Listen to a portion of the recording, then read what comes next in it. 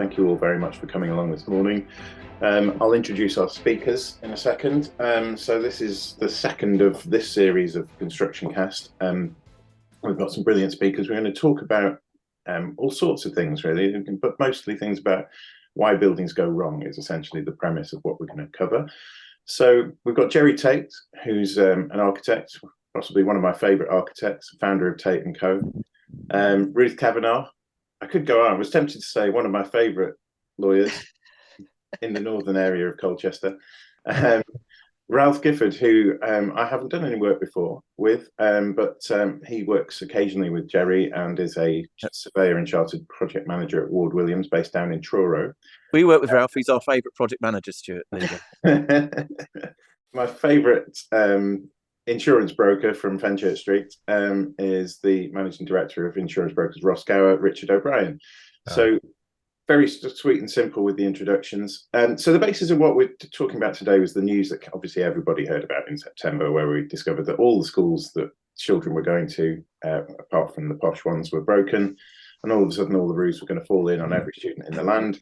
And then there are other issues that it just struck me that, you know, we've had things like fire stopping in hospitals and PFI issues and Scottish schools that collapsed and the building safety issue that everybody knows about and everybody is currently trying to keep up with all the rapidly changing legislation. So we thought we'd have a chat about the whole thing and why they go wrong, what ought to be done, how we can fix them, all of those sorts of things. So that's what this morning is about. It's just to have a look at all of those things with all the different parties that might get involved at different levels and different stages. So perhaps, Jerry, if we could start with you, what's your view on it? Why do you think these projects go wrong generally, and what's the root cause of it all?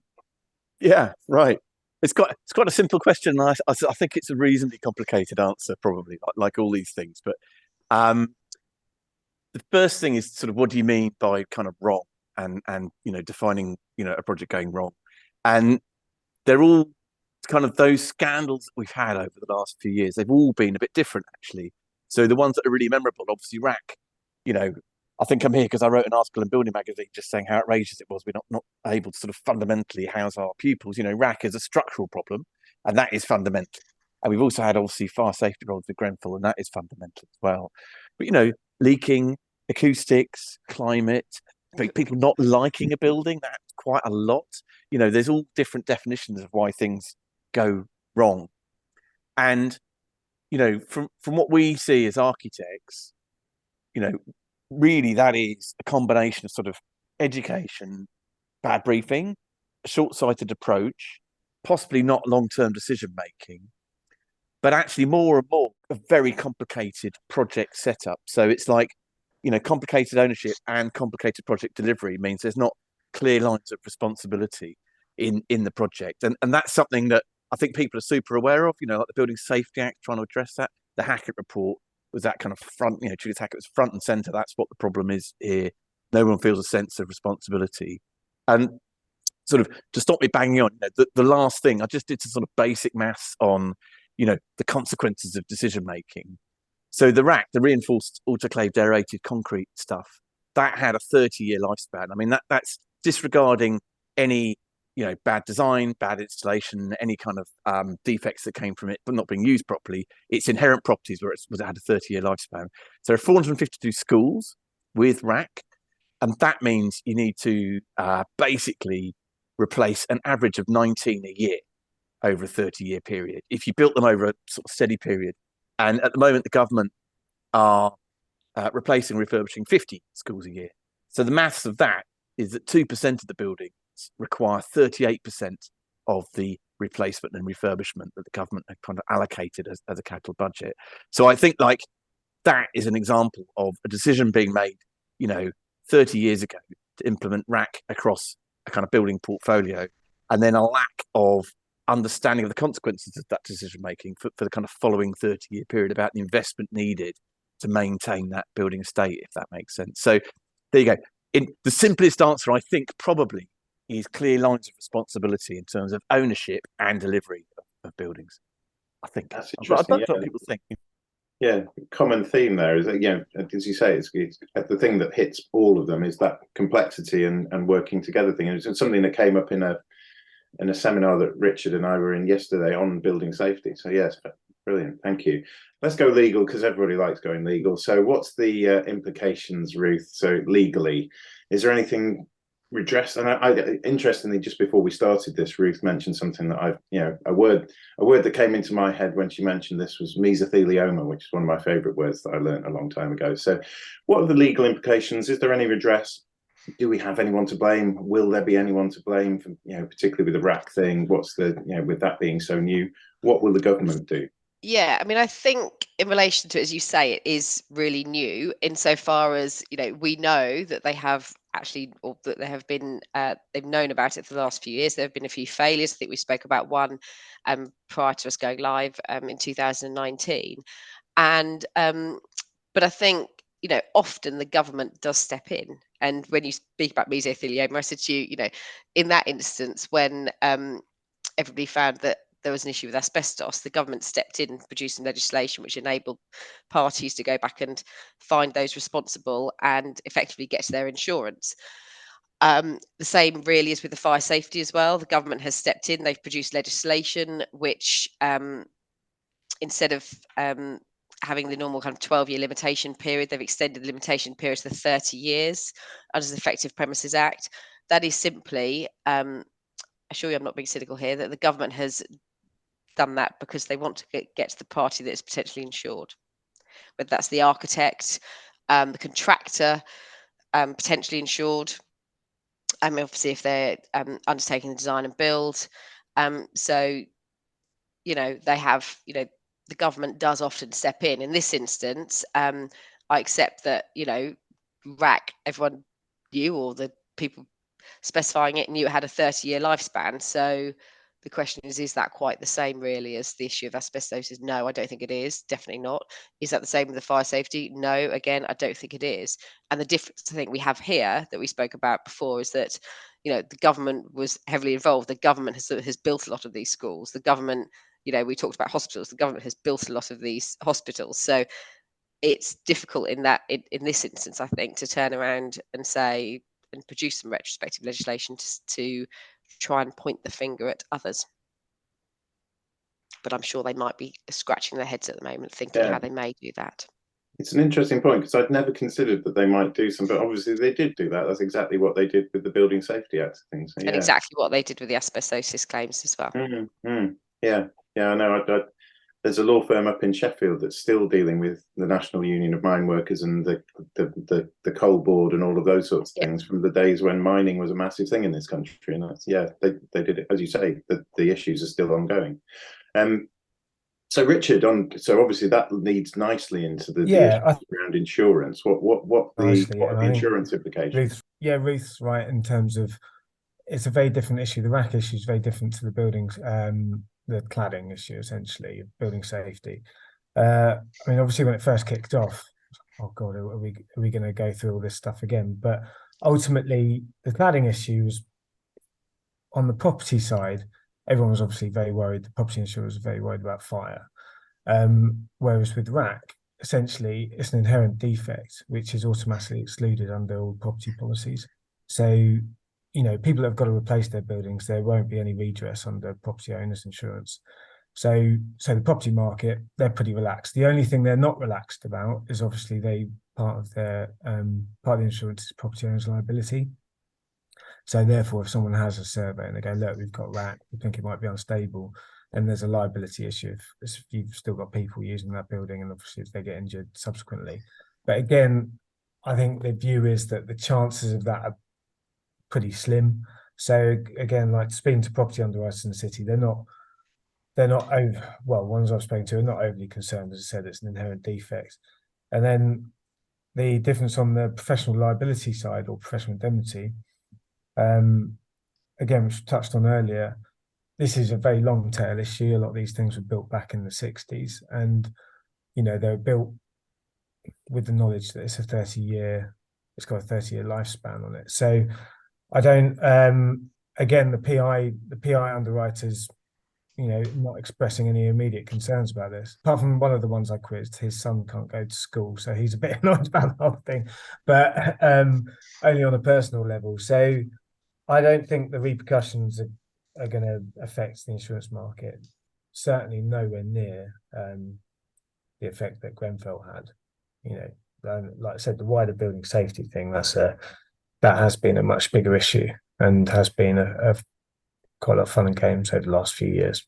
Are you able to give us a little bit of insight into what those fun and games were and where things are on that side of things? Yeah, I mean, so the problem was that essentially the PI market wasn't really making money. So things were too cheap at that point anyway. So rates needed to go up. And just at that point, the whole building safety stuff kicked off, or Grenfell happened. And from my perspective, it seemed to kind of blindside the insurance market. We weren't really aware that there was an issue. So suddenly anything to do with cladding was just a no-go. So the problem that we had, or that we had to deal with, was that the market didn't want to get near anyone that was involved in building safety and even in the remediation works. So it was kind of inhibiting people's ability to even survey the properties and certainly to do works upon it, because again, at the time, I suppose the PI underwriters were putting their rates up. So it's simple supply and demand. The capacity out there reduced, and underwriters people weren't hungry for business. So when you're trying to say, well, look, why don't you have a look at this surveyor? They're really good at what they do. They're doing some good work. They've got lots of caveats in, the EWS surveys and things like that. But it was just like, no, do you know what? We're not getting involved in cladding. But they all said that. So it's very difficult to get anyone any kind of cover to remediate the problem. Things are loosening up now, which is great, because rates have gone up. Obviously, profits being made. Suddenly people are like, oh, actually, let's do some more of this kind of business. And that's just the cyclical way the insurance market works, not only in professional indemnity, but in property as well. But that it was kind of compounded as well by the fact we had COVID. So certainly in the city, a lot of our trading is face to face, and it's a lot easier for underwriters to turn around and say no when they're sitting at home and just sending an email than when you get in front of them. So it was very difficult, and I think it was largely just because there was a lack of awareness of the whole problem, and it just caught us all by massive surprise. I do find that fascinating, though, is the number of things that changed during COVID, including just the fact that somebody could behave in a different way because they were remote rather than in person. What should people do if they are responsible for a public building, or because in the majority of cases they are a public? This is like recording a TV show, isn't it? We're asking the same thing. Okay, we'll start again. What should people be doing? What should they be looking out for? And how should you manage this stuff?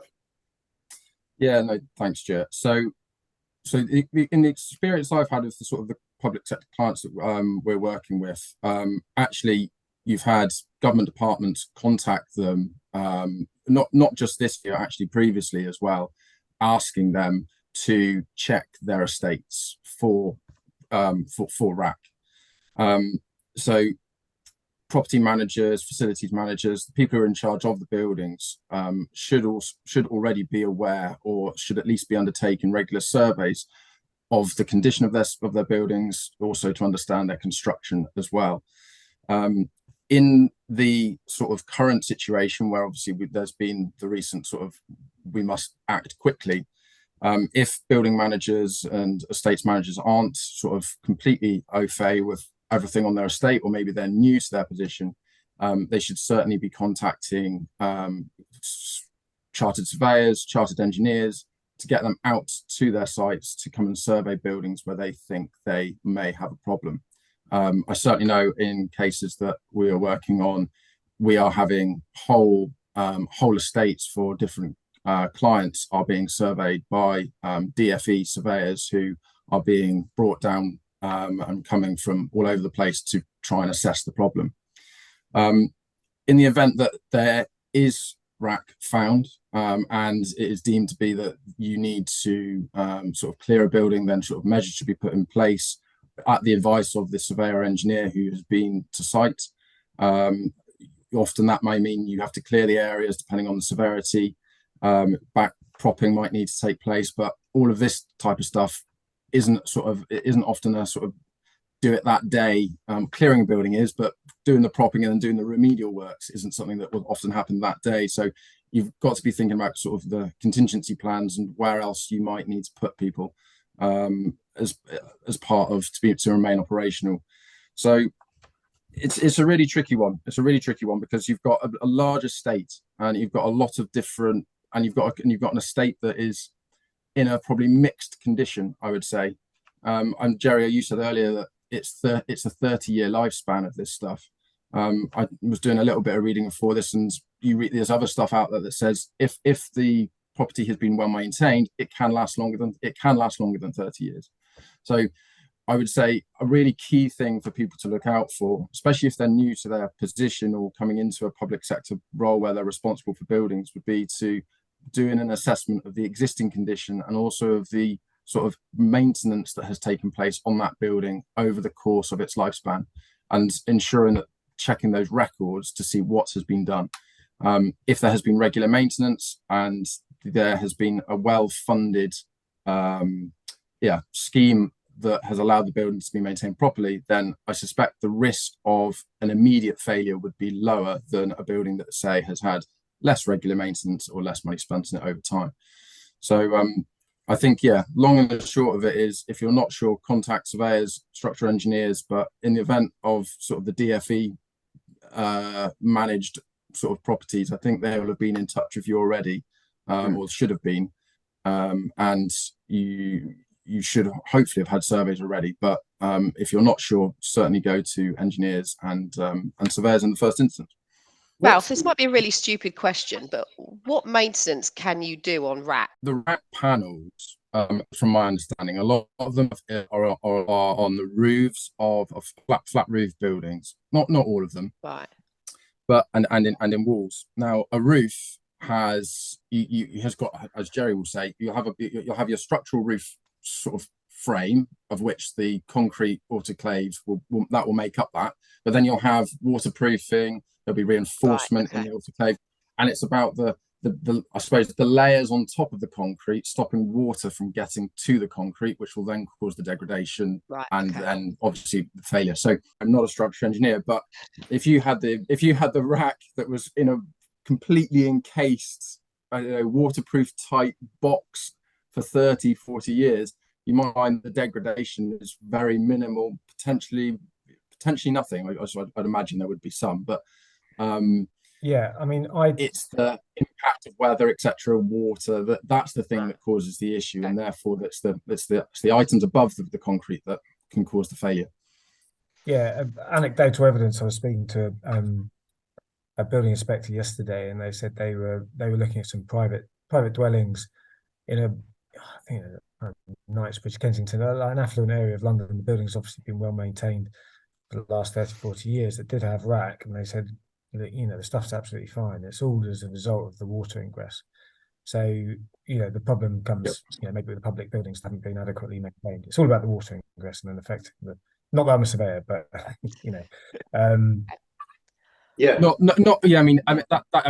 water is a big source of a lot of problems in sort of defective buildings. But you've also got just movement, settlement. Again, engineers will be able to advise better on that than I ever would. But you've also got sort of the changing in temperatures, and then that will, over time, materials will just slowly degrade from just moisture in the air, humidity.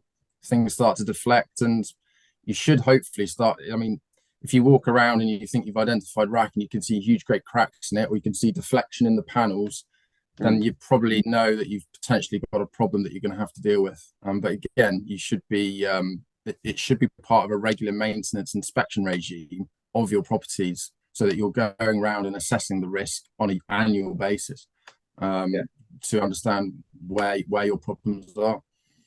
Interesting as well. One of the things, like I said, Stuart and I were at this seminar about Building Safety Acts yesterday, and one of the points that came up, which I think is relevant to RAAC as more than anything, is that they've got the duty holders, and if you've got an existing building, someone's accountable for seeing it, and they've got two main duties. One is to assess the risk of fire spread, and the other one is to assess the risk of structural failure. So that's kind of written into statute now, isn't it? So there's, any buildings, any block of flats or anything, someone's going to have a responsible person, whether it's the managing agent or whatever.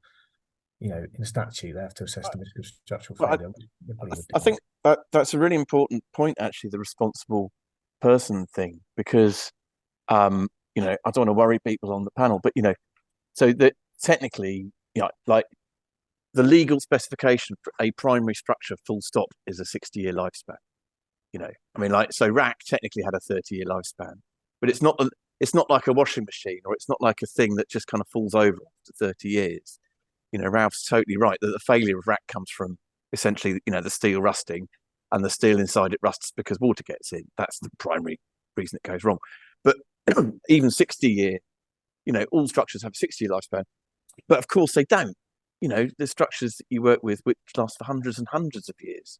And the ones that last for hundreds and hundreds of years are quite often you find listed buildings that people absolutely love and they're willing to kind of invest in to keep the show on the road, if that makes sense. And it's that responsible person whose job it is to, keep the show on the road for a building that is going to extend a building's lifespan and make sure it keeps working and remains fit for purpose. Yeah, and I think it's really important. I don't quite know, Ruth, what the legal implications of that are, of course, but I don't. Yeah, I think we're in complete different territory, the territory we've been in before, to be honest, on that score. It is interesting. So just coming back to Ralph, I think, obviously one of the points you made is you need to make sure you're getting advice from surveyors, engineers, people like that. What's the resourcing level like? Because I know one or two people I've spoken to. One of our clients does some work with one of the big local authorities in London, and the day after it all came out in the news and Naga Manchetti had discovered that the schools were falling down, they had a call from that particular council saying, "Can you inspect all of our schools tomorrow, please?" And they were like, "Well, not really, because we've got other work on." What do you think the resourcing levels are like? Have we got enough engineers and surveyors to check all these buildings? So what do you anticipate that will be an issue? Good question. I certainly think we've got. I certainly think we probably don't have enough to do them all the next day instantly. I would be surprised if any sort of modern economy had that. But I certainly think we've got the expertise in this country to be able to do it. How quickly that we can do it can only sort of reflect on the experience that I have seen, where sort of one of the clients that we're working with were contacted by the DFE, said that the DFE would have surveyors to them within 2 weeks after they were contacted, and those surveyors were there. And within, I think, 2 or 3 days of them being there, there was a report on the table saying which buildings did and did not have RAAC. Where I am in the world, down in the West Country, there are less consultants than there are in other parts of the country, certainly in the Southeast. So you might say that depending on where you are geographically, that might have a restriction, but I don't, for an issue like this, which is so sort of health and safety critical, I think you'll find that a lot of consultants and via the DFE, these will be made priority to ensure that our children are safe, our hospitals are safe, our courts and all public buildings. And I think it's something that collectively, regardless of who built it and when, we've probably got a bit of a collective responsibility to ensure that we do this, because at the end of the day, it's been our money that's being spent on these buildings. So I don't know if that answers your question, Stuart, directly, but hopefully that gives some food for thought. Yeah, I find it fascinating. There was an engineer I was talking to a few weeks ago who said exactly the same things. It's important, but there just isn't the resource in his business to do all the work that people want him to do. So, just very quickly before we go to a few of the questions, and what do we think should be done? I guess a sentence each, perhaps, or see what you think on to improve things in the future. How can we avoid all of these issues, every single one, from ever happening again? What would you say? Well, go on. You're going to go, Jerry. Well, no, because I think I know what you're going to say, Richard, so I'm not going to say it, but I think that's a lovely idea. This is the all-in insurance thing, isn't it? I mean, I think the thing you want to do is I'm an architect, right? So we decide what stuff you make buildings out of quite often. Like we'll be saying to Ralph, "Oh, Ralph, we really think there should be timber or steel or concrete," and that happens for all components of the building. So I guess the question is, are we doing everything we can to make sure something like RAAC isn't happening right now in our practice? Is there anything we're doing, and what would stop us kind of making bad decisions like RAAC? And I think the big thing actually is nobody wants to make those wrong decisions. I suspect that if the people who specified RAAC knew about the implications of what they were doing when they specified it, they probably would have not done it, to be completely honest. If they knew that 30 years later we would be talking about buildings collapsing on top of people in the public sector, they may well have thought twice.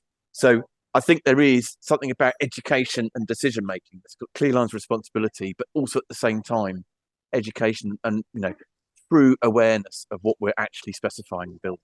That'd be my take. Yeah.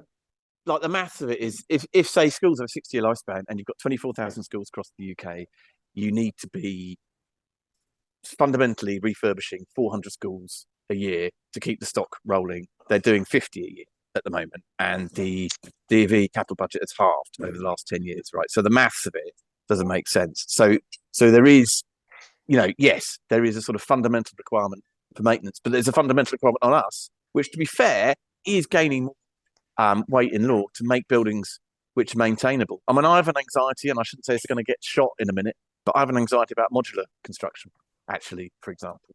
A real anxiety about its ability to be maintained and stripped back and looked at, kind of thing. But there you go. Richard, do you have any thoughts? Which kind of Jerry, I think, predicted. But I mean, I'd love to help design like an insurance product. Obviously, there's latent defects insurance or structural warranties, building guarantee, whatever you want to call it. But having maybe a longer term product that lives for the lifespan of a building, that ties in with a maintenance program. But the problem, okay, forgive me if I'm wrong, but fundamentally the problem is budgetary, right? People want to do things for as cheap as possible, and that's just life. So you need a kind of stick approach. Maybe the carrot is going, well, actually, if you want this building insured under this nice scheme, which will ultimately make it a more valuable building if you're going to sell it in 5 years' time, or maybe get it driven by the funders, the lenders, or driven by the government. But and then people have to comply, and they have to build stuff that's going to last, and it has to be maintained properly, because otherwise they'll invalidate their insurance, which will then put them in breach of all sorts of other things. So I'm working on it. But yeah, Richard's got big plans for the insurance sector. Yeah. I'll sort it out. Give me 12 months. Is it top secret, Richard? Can you not say it out loud on the webinar? No. Well, it's a big job if it happens, but something along those lines, like tying in like a guarantee policy with a maintenance program, and also it ties in with, we want to think about sustainable building techniques and stuff like that, and things like there's a big issue in the insurance market with building things out of timber frame which are more carbon friendly and all. So it's all ties in as well. So it's kind of too big for my brain sometimes, but I think ultimately it's got to be a big thing like that. Yeah.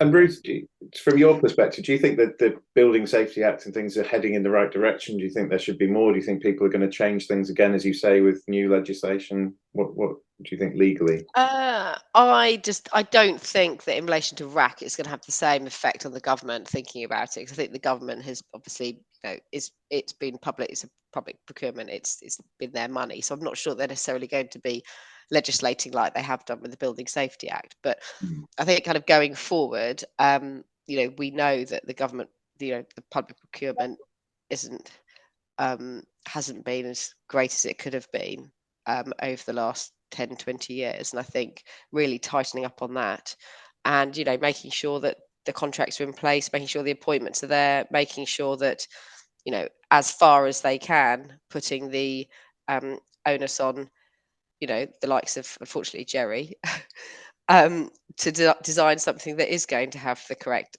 lifespan and not be too constrained by finance, because as we know, that is often, Jerry will build something or design something, I'm sure, which has got whatever lifespan you want, but some people might turn around and say, is there a cheaper way to do it?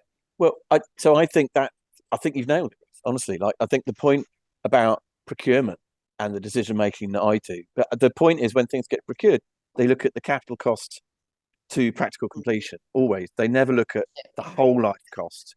And actually, interesting. Now we're starting to do whole life carbon assessments. I wonder if we're going to start doing whole life cost assessments as well. And actually, I'm interested, Ralph, if that's something you've been thinking about at Walt Williams anyway. Probably, right? Because if the maintenance, I suppose, was more tied in, if there was more of a contractual obligation to carry out the maintenance, that would be factored into the project cost. Whereas nobody ever thinks about that. They just think about how much is it going to cost to get it to PC. Exactly that. How much is it going to cost me to get me to PC? How much do we have to pay at the end of my year defects? Yeah, and then that's it. I'll deal with it as I move on. But for building owners, people with responsibility of buildings, to have an understanding of what they're then going to need to spend on that building over the course of its lifetime, and in the public sector for that money, and I hate it sounds like a broken record, for the funding to be available for them to then do that. That is ultimately what will allow us to have a secure public estate, I suppose. I was when we were sort of pre-talking about this, Stuart, a couple of weeks ago, and it was like, what's the solution to this money? I was sort of, what's the clever answer that isn't throw money at the problem? It's like, I think it does ultimately come down to there being the available funding, A, to build it properly, but then B, to then run it properly. And I don't know, speak to whichever government is going to be in power in a year's time, I suppose. But again, without going too far down the politics line, they'll only be there for 5 years and then it changes again. Just very quickly before we finish, there's an interesting question, probably for Richard. How long will it be before RAAC is limited or excluded from PI certificates, like fire is? Again, I just don't think it's going to be a PI issue because it's so long ago, right? And even with Building Safety Act extending that liability back, because even the remedial works, it's just so much less complicated. Yeah, that's the problem with the fire stuff. Everyone just at first it was like, oh, it's ACM, right? Okay. Oh no, it's this. Oh, it's how it's put on. It's all Suddenly, the insurance market had to learn some really technical stuff about facade engineering, which is pretty complicated. Like, I don't know what you see these reports, it's incredible. So I think this is just a much more straightforward issue. I don't think it's going to be don't shoot me if I'm on that. Someone will come back and go, hang on, you said it'd be all right. No, but I don't think it's going to be an issue personally. When the RAAC was specified at the time, 30 years ago or however long ago it was, in the 70s, 80s, would we have known at the time? Sure, Dave Owen has said, surely we would have known that the life expectancy was 30 years and that would have been in the specification. Was that something that, and the same time as a well specified and installed flat roof covering? Do we think, is that the case, and it's simply the fact that nobody's bothered to maintain it properly? And I wasn't around 30 years ago, but my understanding is that it was well known when it was specified that as a primary structure it had a 30-year lifespan. But again, this is back to like the consequences of your decision making. All primary structure actually only has a 60-year lifespan, if that makes sense. And on that basis, we should be refurbishing and rebuilding 400 schools a year, and we're refurbishing, rebuilding 50 schools a year. My understanding is that was well known, but I think what wasn't really fully kind of thought through or understood, if you like, was the consequences of that decision, if that makes sense. Yeah. I have to say, I think I could sit here and talk about this subject all day because I find it really quite interesting, but we do try and limit ourselves to about half an hour, so we're well over that. So Jeff makes a really good point. Public sector procurement is still governed by lowest price wins. And I don't know how you'll ever get around that, or whether you will ever get around that. But that's another point that came up in the seminar that Richard and I were at with the Cent Building Control yesterday as well, is that, things need to change on those lines. And I think one of the points, Richard, that is kind of where the Building Safety Act is headed was, did somebody say something along those lines, that lowest price can't be there's this hiding factor? I don't remember that bit, but everyone's. But do you know what? You get a bunch of construction consultants sitting in one room, and everyone's going to say that, right? Yeah. Everyone goes, "Oh, we don't," because everyone said that for as long as I've been working in this industry, right? So we don't want price to be the factor, whatever business you're in. However, yeah. So that's brilliant. So thank you all very much for joining us this morning. Thank you to all the attendees, and thank you to Ruth, to Jerry, to Ralph, and to Richard for the conversation, which I thought was fascinating as always. And I just realised it was Jerry's. I think this is Jerry's second time on ConstructionCast, and if there's been any, I think Jerry might be the first person to make a return appearance on ConstructionCast. So thank you very much, Jerry. God bless you. Thank you very much, Stuart. Yeah, it's very nice. So thank you very much. And we'll catch you all again next time. Next time we're going to be talking, I think Annie's got in mind to have a chat about variations. So if you've ever experienced a variation on a project, we're going to switch back to the old legal world. So do come and join us for that discussion. All right. Thank you very much. Thanks, everyone. Thanks a lot. See you later. Thank you. Cheers.